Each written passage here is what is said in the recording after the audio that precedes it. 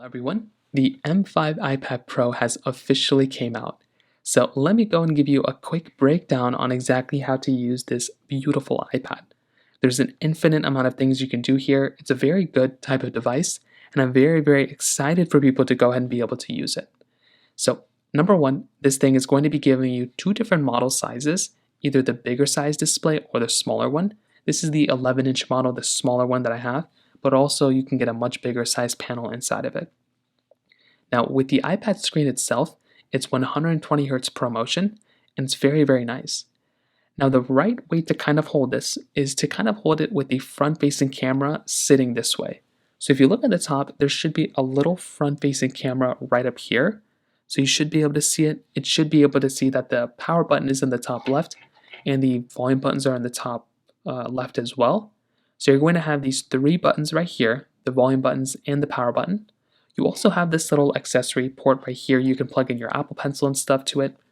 On the right side, you have your USB Type-C port. So this is your charging port. You can plug your iPad right into here, your charger, and you can go and plug it in here. It's also a Thunderbolt display port, so you can also plug it into different Thunderbolt accessories. On the back side, you are getting your camera. So you are getting your single camera in the top left, including the LiDAR sensor. So you do get the LiDAR sensor, which is nice. You do get your flash, which is really good as well. Then you also have these little accessory bottoms right here that you can plug in different accessories. This thing has 4 different speakers around it, which is pretty cool. So you do get a lot of different speakers that are kind of emitting from it. So the sound quality on these iPads are very, very good as well.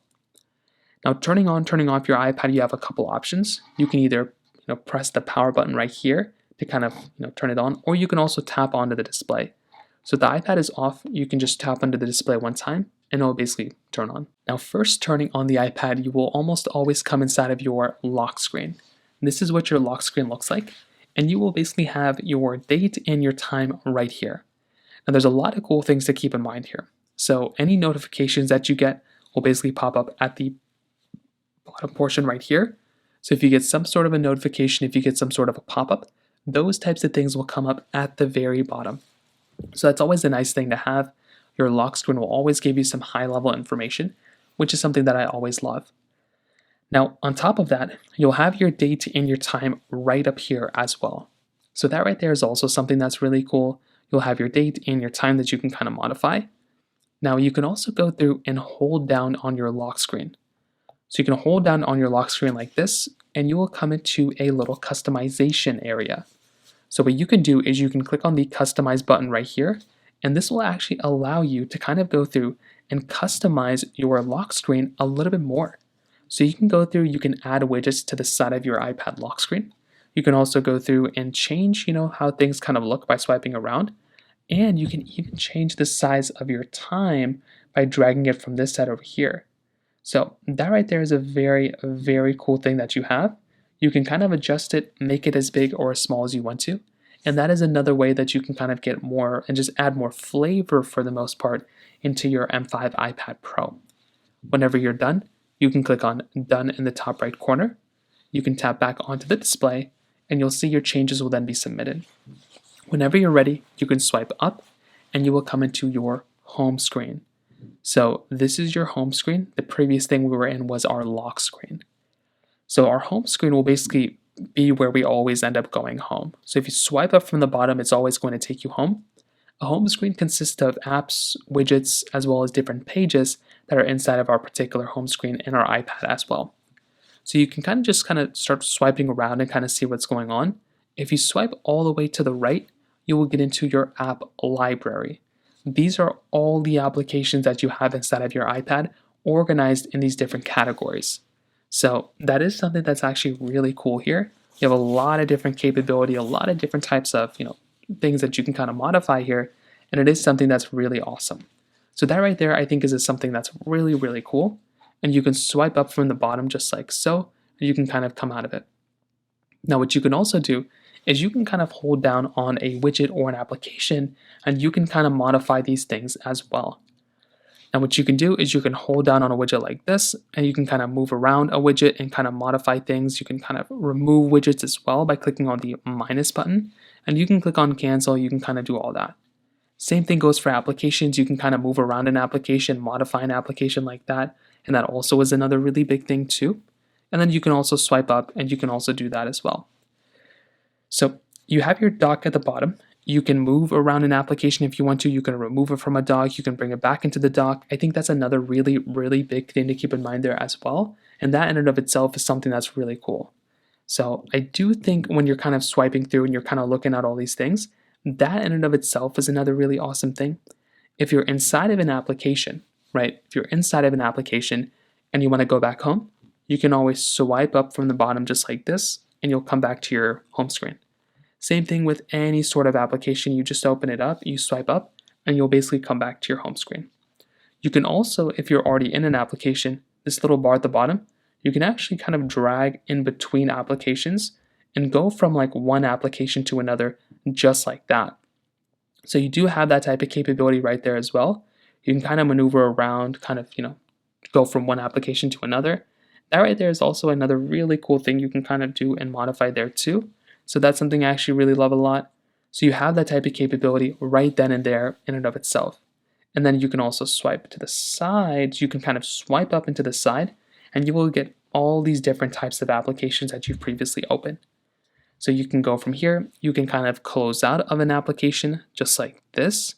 And that is another really cool thing you can do because you can just swipe out and it'll help clear out some memory in the background. You don't have to do it all the time, but it is one of those nice things you can kind of throw out there and just kind of do every once in a while.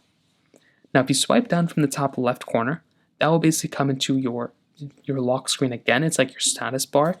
And this basically just gives you much more information once again on all your different things that are going on inside of your iPad.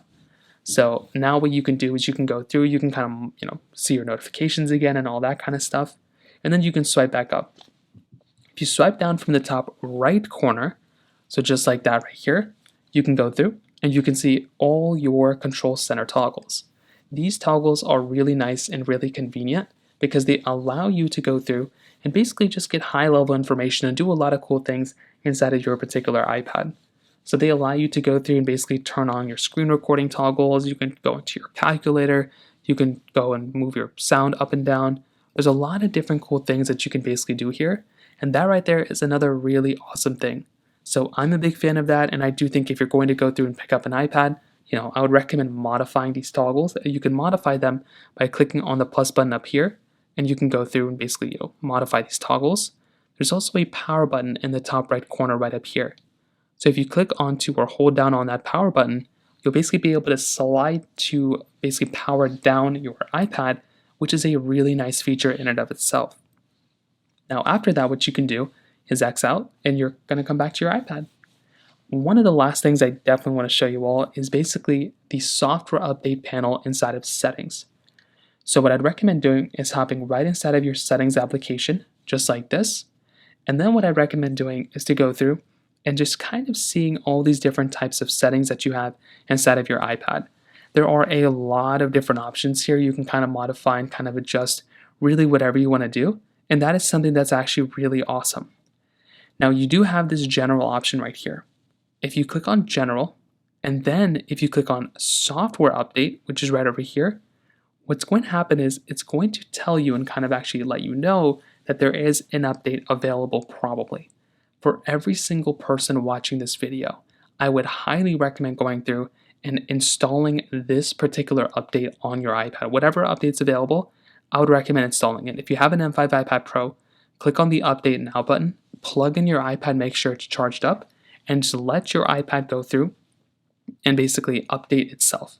This is going to be one of the biggest things, one of the biggest issues that you might run into because you might end up having some problems. And this is one of the easiest ways to go ahead and fix these problems is to just go through, basically just update your iPad, and a lot of those bugs and glitches will end up fixing themselves. So that is basically how you use your M5 iPad Pro. It's a beautiful iPad. I'm a really big fan of it. We're just really scratching the surface here, but there's like an infinite amount of things that you can do here. I'm a very big fan of this particular iPad. I think it's amazing. And if you're in the market, I would highly recommend you to go through and basically, update, use your iPad as much as you can because it is a really good, solid type of device when it comes down to it. So in terms of that kind of covers it up there. If you have any other thoughts or questions, please let me know in the comment section below. Hit the like button, that will mean so much, but definitely hit that subscribe button. More importantly than everything else, I love every single one of you guys. Hopefully I'll catch you guys in the next video. Peace out till then.